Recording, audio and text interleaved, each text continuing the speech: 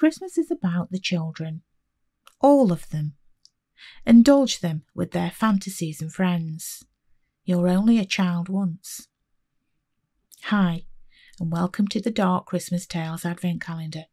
This tale is called Carolling, written by Angela Blythe and read by the author. Emily was my little princess, my daughter, a little angel. We did everything together, especially because her father ran off with a work colleague when I was pregnant with her.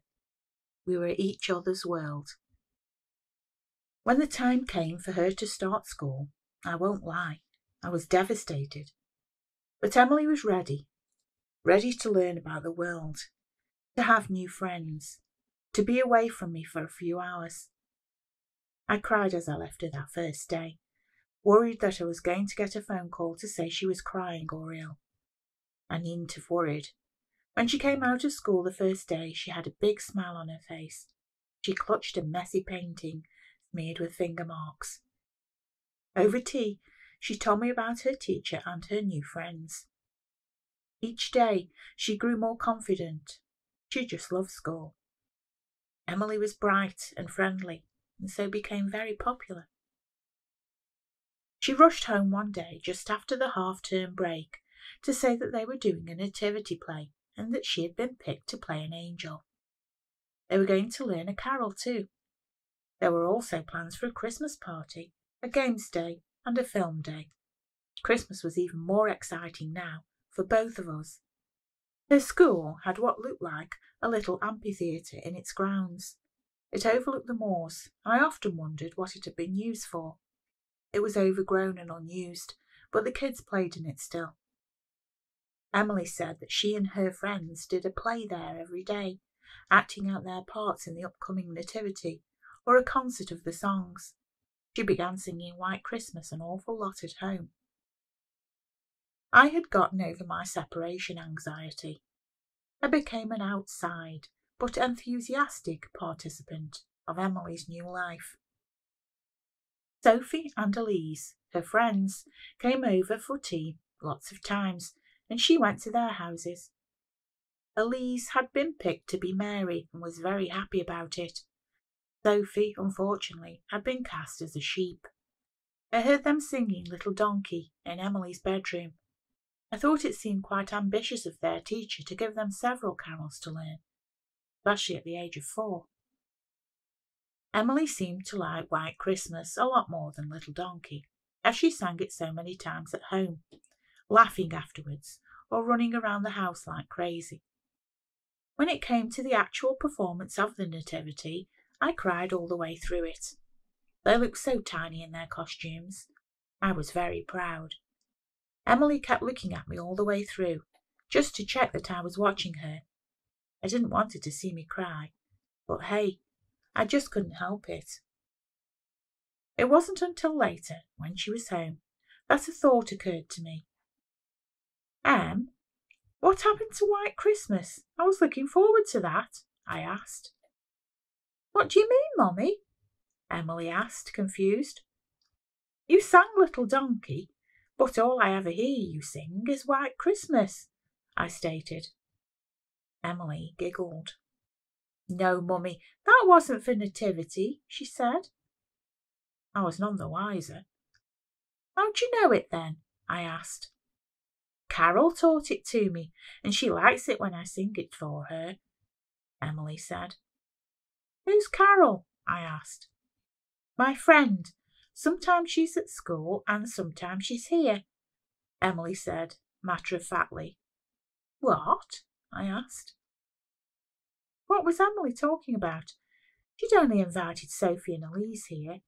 Carol was a bit of an old-fashioned name too. Although a lot of the old ones were coming back, I realised that. She's my friend, Mummy, but you can't see her. I met her up at the amphitheatre. When I want to see her, I sing White Christmas, and she plays with me. She's fun, Emily said. Now I understood. Oh, right, that's nice, I said. I was washing the dishes and was miles away. My little girl had an imaginary friend. I thought it was sweet. What's she like? I asked. She has orange hair and a pretty dress, and she loves me, Emily said. Oh, she sounds lovely. I hope I get to meet her one day, I said, smiling down at the bowl full of dishes I was washing. No, Mummy, Carol only wants to be my friend. She won't play with Elise and Sophie. She doesn't like them, Emily said, a little sadly. Oh, well, you can just play with her when they aren't here, I said. We didn't talk about Carol again until after Christmas. I heard Emily singing White Christmas and then chattering in her room all through the holidays, and thought nothing about it. After all, I knew what was going on. It wasn't until I heard Emily singing more frequently into January that I got a little concerned. Emily, do you think you can play with Carol a little less? There are other things to do, you know. What about some colouring, or you could help me bake some cakes? There's a new film on TV that you've been asking about. Let's watch that together, I asked. Emily shook her head at me. No, Carol, she said. I sighed.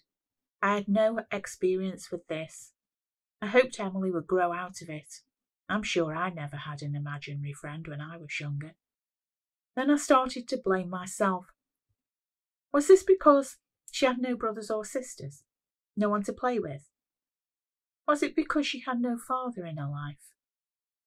At this point, I started to become a little uneasy about the Carol situation. On the face of it, Emily was happy and obviously needed Carol. I would try and not make it into an issue, but I was going to keep my eye on it. Over the next few months, I asked Emily to invite Elise and Sophie over again. She did, but it was different, and they said they wanted to go home a lot earlier than they had arranged to stay. When Emily went there, she came back earlier too. Perhaps this friendship with the girls had run its course. 3 is always a crowd, and it looked like Emily was the one who was suffering. Kids can break your heart. They do all the time. She'd found other friends. This time would pass. During the summer, Emily played tea parties alone in her playhouse outside. Well, I thought she was alone, but there were times that I could hear White Christmas floating through the windows. I realised that I was glad she had Carol now. When Emily went back to school, there were problems. Emily had become withdrawn, and I was called into school after half-term by her new teacher, Mrs. Brocklehurst. Are there problems at home? We've noticed a significant change in Emily, her teacher asked. No, I said defensively. There weren't. What was I supposed to say? Is this change you're talking about so different? She's much the same at home as she's always been.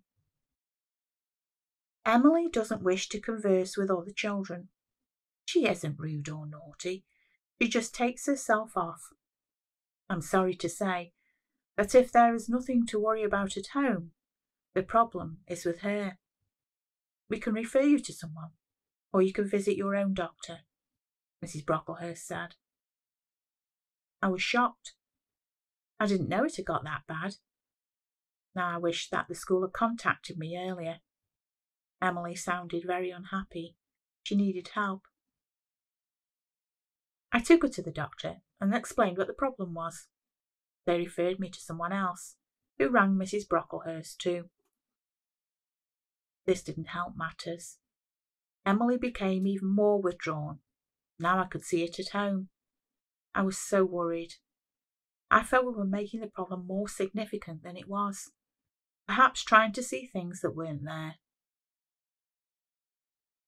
Why are you sad that we are going to the doctor's? I asked Emily. Because it makes Carol sad. Carol doesn't like her matters being interfered with, Emily said. Emily was now 5. I had never heard her use the words matters or interfered, especially used in the right context. Couldn't think where she'd heard them. Who said this?